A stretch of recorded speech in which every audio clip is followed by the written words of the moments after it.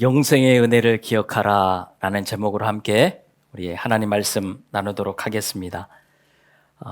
오늘은 우리가 고난주일로 지키고 있습니다. 우리의 죄를 위해서 십자가에서 죽으신 그 예수님, 그러면서 우리의 모든 죄를 사하신 그 주님의 은혜를 기억하는 날이 바로 오늘이지요. 그리고 우리가 조금 전에 영상에서 보았던 것처럼 그렇기 때문에 우리가 왠지 오늘은 마음이 무거워야 될 것만 같은 거예요. 왠지 기뻐하면 안 될 것 같은 날. 다른 주일날은 우리가 들어오면서부터 웃으면서 들어와도 괜찮은데 유독 고난주일만큼은 그렇게 하면 안 될 것 같은 그런 마음이 드는 날이 바로 오늘입니다. 그리고 우리가 고난주간 한 주간을 살아갈 때에도 다른 주간은 모르겠지만 그래도 최소한 이번 한 주간은 우리가 평상시에 안 하던 금식도 좀 해보고 내가 즐기던 것도 조금 내려놓고 뭔가 좀 힘들게 살아야 할 것만 같은 거예요. 남자들은 수염도 깎지 않고 그냥 수염 기르면서 살아야 될 것 같은 그런 주간이 이 고난주간처럼 느껴집니다. 물론 우리가 특별히 이번 한 주간은 우리가 예수님의 십자가를 조금 더 깊이 묵상할 필요는 있습니다. 그리고 우리도 내가 져야 되는 십자가를 지고 가겠다라는 이런 결단이 한 주간의 우리의 삶 가운데에 조금 필요하기는 합니다. 그런데 여러분, 고난주일과 고난주간이 꼭 그래야만 되는 것은 아니에요. 한 주간 동안 인상 쓰고 살다가 부활주일에 활짝 웃고 나오는 것이 고난주일과 부활주일이 아니라는 것입니다. 여러분, 예수님의 십자가가 죽음의 십자가이고 패배의 십자가라면 당연히 우리가 그렇게 해야지요. 예수님의 고난에 동참하고자 하는 그런 마음으로 우리가 조금 슬프게 살 필요도 있습니다. 그런데 우리가 살펴봤잖아요. 예수님의 십자가는 부활의 십자가요, 생명의 십자가요, 승리의 십자가라고 했잖아요. 그래서 어떻게 보면 여러분 너무 이번 한 주간 내가 정말 고통받으면서 살아야 되겠다. 내가 좀 힘들게 한번 살아봐야 되겠다. 이렇게 할 필요가 없습니다. 여러분, 우리가 사도 요한이 요한복음을 통해서 뒷부분에서는 계속해서 승리의 십자가의 메시지를 전했던 것을 이미 확인을 했습니다. 오늘 본문에도 보면 사도 요한이 유독 다른 복음서에서 이야기하지 않은 그런 내용들을 이야기하는 것을 보게 되지요. 여러분, 보통 복음서를 보면 예수님의 십자가 사건을 다룰 때에 예수님께서 십자가를 어떻게 지셨는지 그 과정에 대한 설명들이 가득한 것을 보게 됩니다. 또 예수님 좌우편에 같이 십자가를 졌던 죄수에 대한 이야기를 한다든지 아니면 예수님께서 십자가를 지고 죽으실 때에 나타났던 신비로운 현상이나 어떤 상황들을 이야기하고 있어요. 예수님이 십자가 위에서 하셨던 말씀에 집중하는 경우도 있습니다. 예수님의 십자가 사건을 다룰 때에 다른 복음서는 여러 가지 이야기들을 하고 있다라는 거지요. 그런데 사도 요한은 오늘 본문에 보니까 이런 여러 가지 이야기들을 너무 단순하게 이야기를 하고 있어요.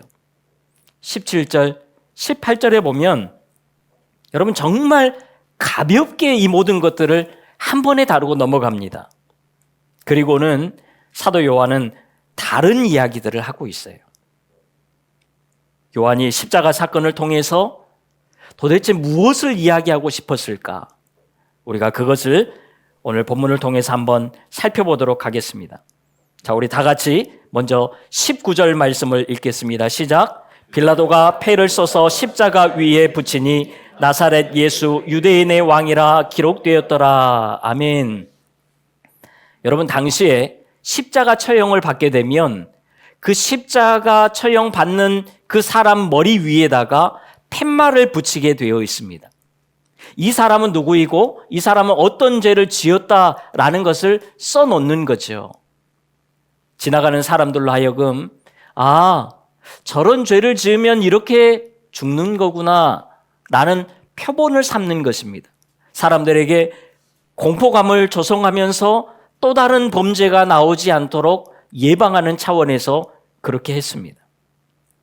그래서 예수님의 머리 위에도 팻말이 하나 붙게 됩니다. 그런데 빌라도가 뭐라고 기록을 하지요? 유대인의 왕이라고 기록을 합니다. 그것도 지나가는 모든 사람들이 볼 수 있게 히브리 말로, 헬라 말로, 로마 말로 다 써놨습니다. 지나가는 사람들이 다 보는 거예요. 아, 저분이 유대인의 왕이구나. 예수님을 아는 사람도, 예수님을 모르는 사람도 그분이 유대인의 왕이라는 것을 알 수 있게끔 써놓았습니다. 여러분, 예수님이 누구십니까? 정말 유대인의 왕이잖아요. 만왕의 왕이십니다. 빌라도가 너무 정확하게 썼어요. 예수님의 정체를 그대로 써놨습니다. 왜 썼을까요? 예수님을 인정해서 그렇습니까? 아니에요. 예수님을 믿어서가 아니에요. 유대인들이 못마땅했던 거지요. 여러분, 우리가 앞에서 살펴보았잖아요. 유대인들은 빌라도를 반협박해서 예수님을 십자가에 못 박도록 내어주게 만들었지요. 빌라도는 하기 싫었습니다. 그런데 유대인들이 이야기하는 거예요. 가이사의 충신이라면 당연히 유대인의 왕이라고 하는 자를 십자가에 못 박아야 됩니다. 우리의 왕도 오직 가이사 하나뿐입니다. 이렇게 유대인들이 이야기했잖아요. 그래서 빌라도가 어쩔 수 없이 예수님을 십자가에 내어주게 되었던 것을 우리가 살펴보았습니다. 여러분, 이 과정을 지나면서 빌라도 입장에서 이 유대인들이 얼마나 꼴보기 싫습니까?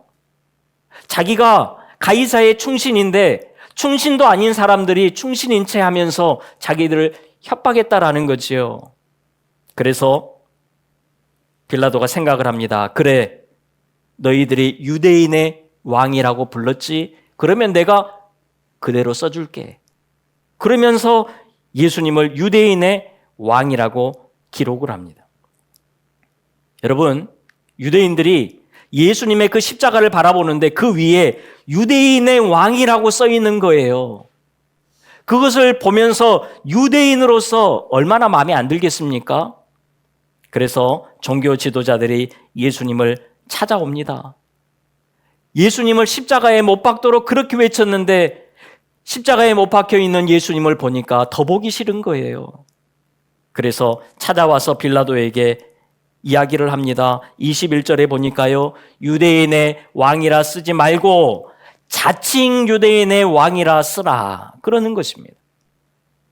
그러니까 진짜 유대인이 아니라 스스로가 유대인의 왕이라고 했다라고 쓰라는 거지요. 그러자 빌라도가 이렇게 대답을 합니다. 22절 같이 읽습니다. 시작. 아멘. 여러분, 지금 빌라도의 그 감정이 느껴지십니까? 내가 쓸 것 썼다. 내가 못 쓸 것 썼느냐? 너희들이 원하는 대로 써줬다. 너희도 한번 당해보라는 거지요. 그러면서 일부러 유대인의 왕이라고 쓴 것입니다. 그냥 기분 나빠서 유대인들과의 이 감정 싸움 때문에 그렇게 쓴 것입니다. 그런데 여러분, 이것이 결국 예수님이 왕이심을 공개적으로 드러내는 사건이 되었다라는 거예요. 여러분, 이스라엘 백성들이 예수님이 예루살렘 입성을 할 때에 호산나, 다윗의 자손이여 유대인의 왕이시여 우리를 구원하소서라고 외쳤습니다. 그 유대인의 왕이 지금 십자가에 못 박혀 있는 유대인의 왕이다, 지금 이야기하고 있는 거죠. 그뿐만이 아닙니다. 여러분, 오늘 읽지는 않았지만 38절에 보면 니고데모가 예수님의 장례를 치르기 위해서 모략과 침향을 섞은 것 100리트라쯤 가져왔다라고 성경이 말씀을 합니다. 여러분, 이 정도의 품질과 물량은요, 당시에 왕에게나 썼던 그 정도의 품질과 물량입니다.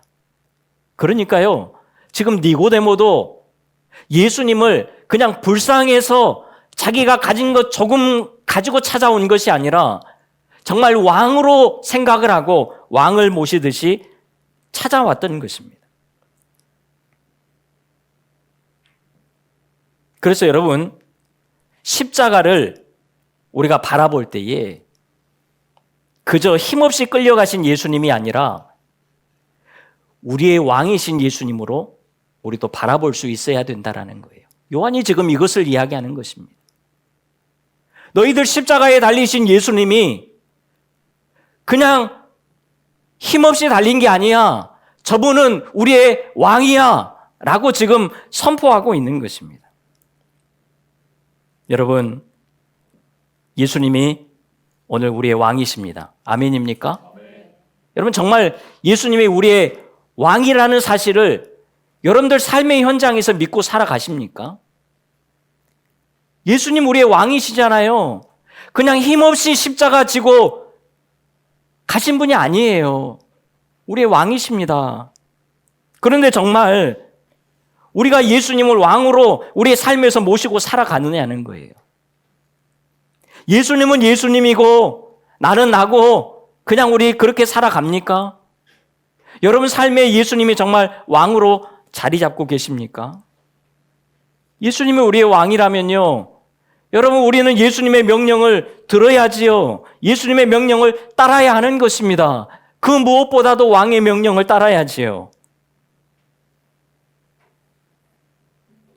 오늘 십자가 앞에서 우리를 한번 돌아보아야 합니다. 정말 예수님이 나의 왕이신가? 그렇다면 나는 오늘 그 예수님을 왕으로 잘 모시고 살아가는가?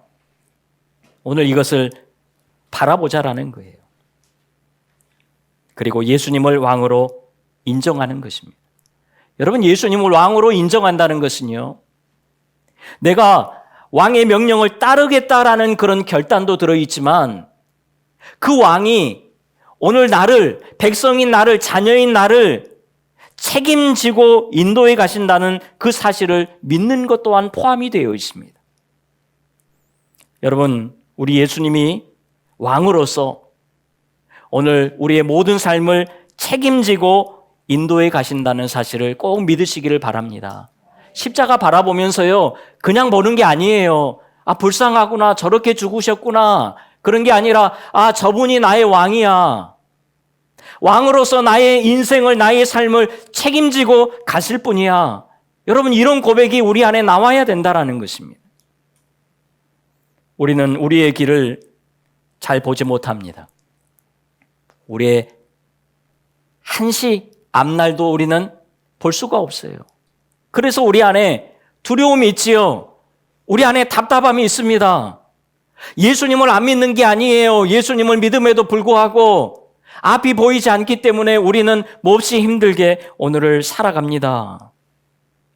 그러나 왕이신 예수님을 우리가 정말 제대로 바라본다면 그 왕이신 예수님이 오늘 나의 모든 인생을 책임져 가실 거야. 여러분, 이 믿음으로 살아갈 수 있다라는 거예요. 오늘 이 믿음이 고난주일 십자가를 바라보면서 회복되어지는 우리 모두가 다 될 수 있기를 간절히 소망합니다. 예수님이 모든 것을 이끌고 가세요. 우리의 인생뿐만 아니라요, 오늘 본문에 보면 예수님이 이 십자가 사건도 예수님이 직접 이끌고 가시는 것을 볼 수가 있습니다. 여러분, 십자가 사건을 우리가 늘 바라볼 때마다 예수님이 끌려가시는 것이 아니라 예수님이 이 십자가 사건을 이끌고 가시구나. 여러분, 이것을 볼 수 있어야 돼요. 오늘 본문에 반복되는 단어가 뭐냐면 성경을 응하게 하려고, 다시 말해서 하나님의 말씀을 이루기 위해서 그러셨다라는 것입니다. 십자가 사건이요, 예수님이 힘이 없어서 그냥 판결받고 질질 끌려가는 게 아니에요. 예수님이 다 인도해 가셨다니까요. 이끌고 가셨어요.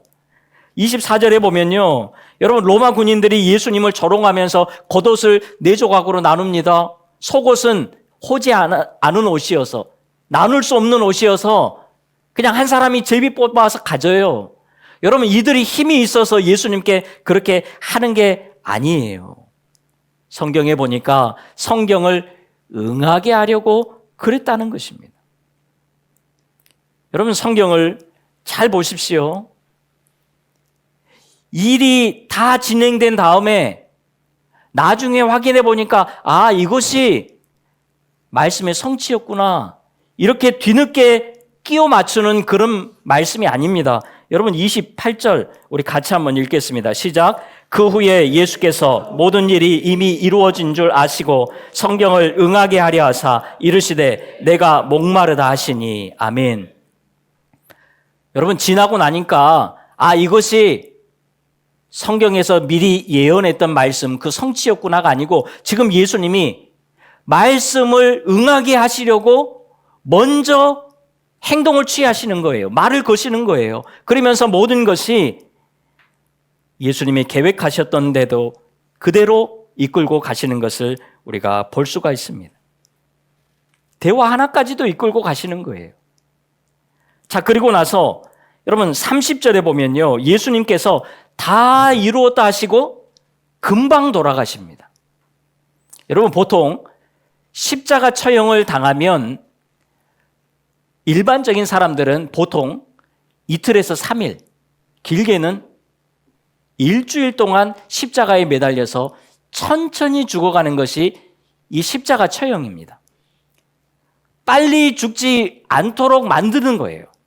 빨리 안 죽습니다. 그런데 지금 예수님은 금방 돌아가시는 거예요. 몇 시간 만에 돌아가셨을까요? 성경을 보면 오전 9시에 십자가를 지신 후에 오후 3시에 돌아가십니다. 그러니까 몇 시간 만이에요? 6시간 만에 예수님께서 십자가에서 죽으신 거예요. 여러분 왜 빨리 죽으셨을까요? 이제 다 일을 이루었으니까 빨리 죽어야지. 아니면 하나님이 볼 때에 하나님의 아들, 그래도 하나님의 아들인데 십자가에서 고통당하는 것이 너무 안 돼 보이니까 조금 빨리 데려가야 되겠다. 그래서 데려가셨을까요? 그런 것이 아니지요. 여러분 31절을 보십시오. 같이 읽습니다. 시작.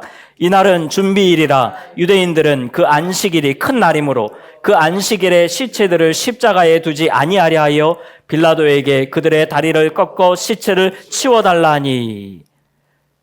자, 유대인들이 유월절 절기와 겹친 그 안식일을 앞두고 있었던 거예요. 그리고 지금 이날은 그 유월절을 준비하는 그런 준비일입니다.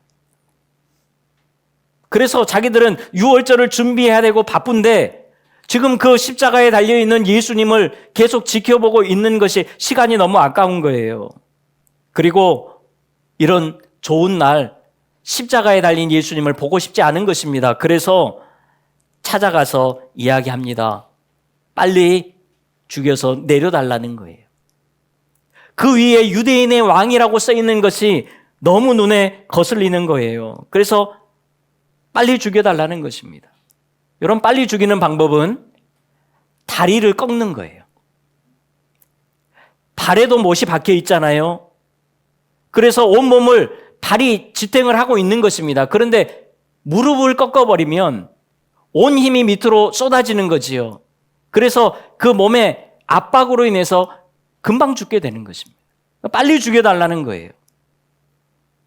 자, 그런데 여러분 성경에 뭐라고 기록되어 있냐면 예수님께서는 그 뼈가 하나도 꺾이지 않았다라고 기록을 하고 있습니다. 구약에서부터 그렇게 이야기하고 있어요. 그러니까 예수님은 이미 죽으셨지만 뼈가 꺾이면 안 되는 거예요. 그런데 예수님이 살아 있었다라면 이 로마 군병들이 당연히 예수님의 뼈를 꺾었겠지요. 그래서 예수님께서는 이 말씀을 이루기 위해서 빨리 죽으신 거예요. 그래서 로마 군사들이 와서 보니까 양옆에 강도들은 살아 있어서 그 뼈를 꺾었지만 예수님은 이미 죽어 있었기 때문에 예수님의 뼈는 꺾지 않았습니다. 여러분, 예수님이 빨리 돌아가신 이유는 하나님의 말씀을 이루기 위해서 그러셨다라는 거예요. 그러니까요, 여러분 이 십자가 사건을 잘 보십시오. 모든 것을 예수님께서 주도해 가시는 거예요. 사람들이 이끌고 가는 게 아니에요. 예수님께서 이끌고 있는 것입니다. 힘없이 십자가를 지시고 죽으신 것이 아닙니다. 승리의 십자가라는 거예요. 이것을 지금 사도 요한이 이야기를 하고 있습니다. 우리 한번 다 같이 따라서 할까요? 예수님의 십자가는 승리의 십자가입니다. 아멘입니까? 그러면 어떤 승리가 있을까요? 승리의 십자가라고 하는데 도대체 어떤 승리를 우리에게 주시는 것일까요? 우리 다 같이 34절 말씀 읽습니다. 시작. 그중 한 군인이 창으로 옆구리를 찌르니 곧 피와 물이 나오더라. 아멘. 너무 중요한 말씀이에요. 자, 그러면서 35절에 곧바로 이런 말씀이 있습니다. 같이 읽습니다. 시작. 이를 본 자가 증언하였으니 그 증언이 참이라. 그가 자기의 말하는 것이 참인 줄 알고 너희로 믿게 하려 함이니라. 아멘. 여러분, 읽기는 읽었지만 말씀이 굉장히 어렵지요. 읽으면서도 지금 이것이 무슨 말씀인가? 34절은 그래도 좀 읽을 만한데 지금 이 말은 도대체 뭘까? 우리가 굉장히 궁금해지지요. 여러분, 피와 물이 나오는 것을 보고, 자, 34절에 나왔던 피와 물이 나오는 것을 보고 그것이 지금 참이라고 지금 이야기하는 거예요. 그리고 말하는 그가 자기 말이 진짜 참이니까 너희들도 꼭 믿어야 된다. 지금 이렇게 이야기하고 있는 것입니다. 무엇을 이야기하는 것일까요? 여러분, 성경에서 피는 무엇입니까? 성경의 피, 생명, 또 대속의 은혜잖아요. 여러분, 창세기 3장에 보면 아담과 하와가 죄를 범하게 됩니다. 그래서 에덴 동산에서 쫓겨나게 되지요. 그때에 하나님께서 아담과 하와에게 가죽옷을 지어서 입히셨습니다. 그러면서 이들의 죄를 덮기 위해서 어떤 동물의 희생이 따라왔다라는 거지요. 희생 제물이 필요했다라는 것입니다. 구약에 나오는 율법, 제사를 보십시오. 사람들의 죄를 대속하기 위해서 수많은 짐승들이 피를 흘려야만 했습니다. 속죄의 은혜가 필요했다라는 거예요. 그리고 신약에 와서 예수님께서 십자가에서 피를 다 쏟으시면서 우리의 모든 죄를 대속하시고 화평을 이루셨잖아요. 그러니까요, 죄에서의 승리를 주셨다라는 거예요. 여러분, 예수님께서 십자가에서 죽으시면서 우리에게 죄의 승리를 주셨습니다. 아멘입니까? 죄의 승리를 주셨어요. 자, 그런데 여러분, 오늘 우리는 죄의 승리를 예수님께서 주셨는데도 불구하고 여전히 우리는 죄를 이길 수 없다라는 생각으로 살아가는 거예요. 우리는 원래 죄인이야. 나는 죄를 이길 수 없어. 물론 우리의 힘으로는 이길 수 없습니다. 그런데 예수님께서 십자가에서 죽으심으로 너희들이 나를 믿고 내가 너희와 함께 한다면 너희는 죄를 이길 수 있어. 승리할 수 있어. 이것을 말씀하고 있는 것입니다. 여러분, 십자가를 바라보면서 예수님과 함께 할 때에 내가 죄를 승리할 수 있다. 여러분, 이런 믿음으로 하루하루를 살아가시는 우리 모두가 다 될 수 있기를 소망합니다. 이런 결단이 있어야 돼요. 여러분, 우리가 언제까지 세상에 나가서 우리는 원래 죄인이야, 죄를 이길 수 없어, 이렇게 살 수밖에 없어, 그래서 예수님이 오셨잖아. 여러분, 이렇게 살 것이 아니라 우리가 예수님과 함께 한다면 우리는 죄를 이길 수 있습니다. 그것도 넉넉히 이길 수 있어요. 그래서 이제는 여러분, 죄의 승리를 조금이라도 이루고 살아가시는, 어제보다 오늘, 오늘보다 내일 더 죄의 승리를 이루면서 살아가시는 우리 귀한 성도님들 다 될 수 있기를 간절히 소망합니다. 고난주간은요, 여러분 그냥 우울하게 힘없이 어쩔 수 없구나 지내는 것이 아니라 우리가 주님과 함께 하면서 죄를 이기고 살아가는 거예요. 얼마나 복된 주간입니까? 이게 피의 은혜예요. 자, 그렇다면 물은 뭘까요? 물도 생명이지요. 생명의 은혜입니다. 물 없으면 살 수가 없어요. 여러분, 창세기 2장에 보면 강이 에덴에서 흘러나와 동산을 적시고 네 강으로 흩어지는 것을 보게 됩니다. 그러면서 모든 땅을 윤택하게 합니다. 에스겔 47장에도 보면 여러분 물이 나옵니다. 물이 성전에서부터 흘러나오는데요. 계속해서 흘러나오다 보니까 발목까지 차게 되고 무릎까지 차게 되고 허리까지 차게 되고 온 몸까지 다 차버립니다. 이 물이 흐르는 곳마다 모든 것들이 살아나는 거예요. 풍성해지는 것입니다. 요한계시록 22장 1절 2절에도 물이 나와요. 같이 한번 읽습니다. 시작. 또 그가 수정같이 맑은 생명수의 강을 내게 보이니 하나님과 및 어린 양의 보좌로부터 나와서 길 가운데로 흐르더라. 강 좌우에 생명나무가 있어 12가지 열매를 맺되 달마다 그 열매를 맺고 그 나무 잎사귀들은 만국을 치료하기 위하여 있더라. 아멘. 생수의 강이 흐르는 거예요. 이 물이 닿는 곳마다 모든 것들이 살아나고 생명을 얻는 것이 치료되는 거예요. 회복이 된다라는 그런 말씀입니다. 그러니까요, 우리의 모든 삶에서의 승리를 주셨다라는 거예요.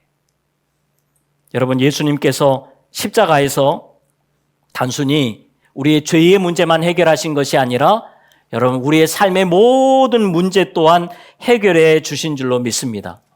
이것을 믿어야 돼요. 아, 십자가를 바라보면서 내 삶의 모든 문제를 해결하셨구나.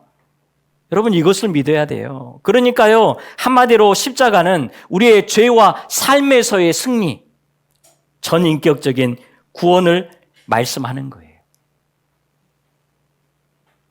자, 사실 우리가 여기까지는 너무나도 잘 알고 있습니다. 십자가를 바라보면서 구원의 은혜에 감격하는 것 우리가 너무나도 잘 아는 거예요. 우리 십자가 바라보면서 구원의 은혜를 기억하잖아요. 물론 이것을 기억하는 것도 훌륭합니다. 그런데 여러분, 여기에서 멈춰버리면 안 돼요. 구원의 은혜에 그것만 기억하고 거기에 만족하고 머물면 안 됩니다. 그러면 여러분, 우리의 믿음 생활에서 우리의 신앙 생활의 역동성이 떨어져 버리는 거예요. 그러니까 우리 모두가요, 그리스도인들이 구원의 감격은 굉장히 강합니다. 구원의 은혜는 잘 기억해요. 그래서 정말 뭔가 있는 것 같지만 여러분, 나가서 살아가는 거 보면 똑같이 살아간다는 거예요. 세상의 사람들과 너무 똑같이 살아가요.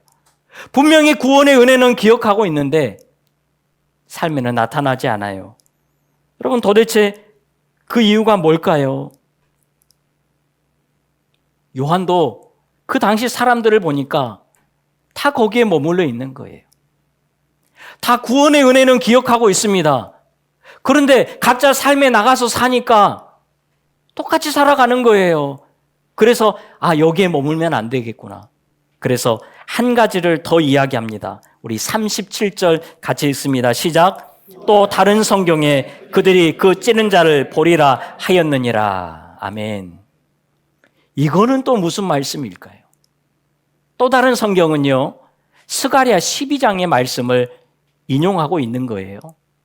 여러분, 스가랴의 말씀을 보면 다시 오실 그 메시아에 대한 소망과 하나님 나라에 대한 소망을 가지고 선포했던 선지자가 스가랴입니다. 그러니까요, 한마디로 이런 말씀이에요. 하나님의 나라를 소망하라는 거예요. 영생의 은혜를 기억하라는 것입니다. 여러분, 영생의 은혜를 기억한다는 것은 도대체 뭘까요? 어떻게 사는 것이 영생의 은혜를 기억하는 걸까요? 여러분, 그 대표적인 모델이 오늘 본문 38절 이하에 나옵니다. 두 사람이 등장해요. 아리마대 사람 요셉과 니고데모입니다. 38절 같이 한번 읽습니다. 시작. 아리마대 사람 요셉은 예수의 제자이나 유대인이 두려워 그것을 숨기더니 이 일 후에 빌라도에게 예수의 시체를 가져가기를 구하매 빌라도가 허락하는지라 이에 가서 예수의 시체를 가져가니라. 아멘. 여러분, 아리마대 사람 요셉은 예수님의 제자였지만 그동안 유대인들이 두려워서 숨기고 살았던 사람입니다. 그리고 요한복음 3장에 나왔던 니고데모도 유대인들을 두려워해서 밤중에 예수님을 찾아왔던 사람이잖아요. 그런데 이들이 왜 갑자기 예수님의 시체를 가져다가 장사를 지내려고 하는 것일까요? 여러분, 이렇게 행동하면 누가 봐도 예수님의 제자 아닙니까? 예수님의 사람 아닙니까? 그런데 왜 이제 와서 이것을 드러내냐라는 거예요.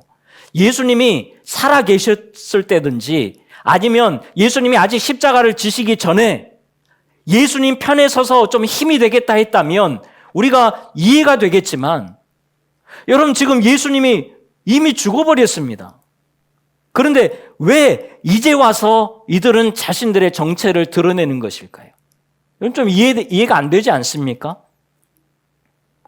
왜 이제 와서 이야기합니까? 이제 와서 이야기해봤자 이들에게 다가오는 것은 온통 손해밖에 없습니다. 살 수 없는 그런 상황들이 벌어질 수밖에 없어요. 유대인 사회에서 예수님을 따랐던 사람, 예수님의 시체를 장사했던 사람, 그들은 살 수가 없습니다. 이룰 게 너무 많은 사람들이에요. 그런데 왜 이제 와서 이들이 이렇게 행동했냐라는 거예요. 왜 그랬을까요? 아마도 영생의 은혜를 기억했던 거예요. 여러분, 영생의 은혜를 기억한다는 것은요, 이 땅에 매이지 않는다는 거예요. 이 세상에 소망을 두고 살아가지 않는 것입니다. 어디에 소망을 두고 사는 거예요? 하나님 나라에 소망을 두고 살아가는 거예요. 너무 어렵지요? 우리의 삶과 너무 동떨어져 있는 것 같아서 오늘 이 말씀이 우리에게 어떻게 보면 잘 다가오지 않을 수 있습니다. 그런데 여러분, 우리가 잘 기억해야 됩니다. 하나님 나라에 우리가 얼마나 소망을 두고 살아가느냐. 여러분, 혹시 우리는 온통 이 세상 프레임에 갇혀서 살아가고 있지는 않습니까? 이 세상에서의 은혜만 필요한 거예요. 그래서 하나님 이거 주세요, 저거 주세요, 이거 해결해 주세요, 저거 해결해 주세요. 우리는 그렇게 살아간다라는 거지요. 여기에 너무 머물러 있어요. 그리고 그냥 예수님 믿고 살다가 하나님 부르시면 그때 천국 가면 되지. 여러분, 이것이 구원의 은혜를 누리는 사람의 모습은 아닙니다. 하나님 나라를 조금이라도 바라봐야지요. 오늘 우리가 완전히 바뀌지 않을 수 있어요. 아리마대 사람 요셉과 니고데모처럼 이제 우리는 세상의 모든 것들을 버리고 예수님을 위해서 살아야 되겠다. 이렇게 안 될 수 있습니다. 그런데 우리가 오늘 이 말씀을 보면서 조금이라도 우리의 삶에 하나님 나라를 소망할 수 있는, 영생의 은혜를 기억할 수 있는 우리 모두가 될 수 있기를 간절히 소망합니다. 조금이라도 되어야 돼요. 조금이라도. 이 세상에 갇혀서 이 세상의 은혜에만 갇혀서 살아가는 것이 아니라 영원한 하나님 나라를 우리가 바라보면서 살아갈 때에, 여러분, 그때에 우리가 이 땅의 것들을 조금 내려놓을 수 있는 거예요. 좀 봐줄 수 있는 거예요. 져줄 수 있는 거예요. 안 그러니까 똑같이 살아가는 것입니다. 하나님 나라를 소망하고 영생의 은혜를 기억하고 살아가는 우리 모두가 다 될 수 있기를 간절히 소망합니다. 그게 바로 왕이신 예수님을 모시고 살아가는 백성들의 삶이에요. 그러면 왕이신 우리 예수님이 우리의 삶을 책임지시지 않겠습니까? 이런 원리로 우리가 살아가자라는 것입니다. 여러분, 세상을 살아갈 때에 조금 없으면 좀 어떻습니까? 조금 힘들면 좀 어때요? 성공 좀 못하면 어떻습니까? 실패하면 또 어때요? 우리에게 하나님 나라가 있잖아요. 그거 바라보고 살아가는 것입니다. 그냥 믿음으로 살아가면 되는 거예요. 오늘 이 자리에 우리의 자녀들도 많이 있는데요. 우리 부모님들이 늘 이야기하잖아요. 그래, 다른 거 없어도 믿음으로 살면 돼. 이렇게 이야기를 하는데 정말 삶의 현장에서는 이것도 해야 되고 저것도 해야 되고 세상 사람들에게 뒤처져도 안 되고 앞서가야 되고 성공해야 되고 잘나야 되는 것을 또 가르친다라는 거죠. 여러분, 영생의 은혜를 기억하고 하나님 나라를 소망하면서 오늘 이 땅에서 믿음으로 사는 것만으로도 족하다. 오늘 이런 마음으로 살아갈 수 있는, 그래서 조금이라도 하나님 나라를 이제부터라도 소망하고 살아가는 우리 모두가 다 될 수 있기를 주님의 이름으로 축원합니다. 기도하겠습니다. 하나님, 우리가 너무 이 땅에 갇혀서 살아갑니다. 이제 우리의 생각을 열어서 하나님 나라를 조금이라도 바라볼 수 있는, 영생의 은혜를 조금이라도 기억하고 살아갈 수 있는 우리 모두가 되게 하여 주시옵소서. 예수님의 이름으로 기도하옵나이다. 아멘.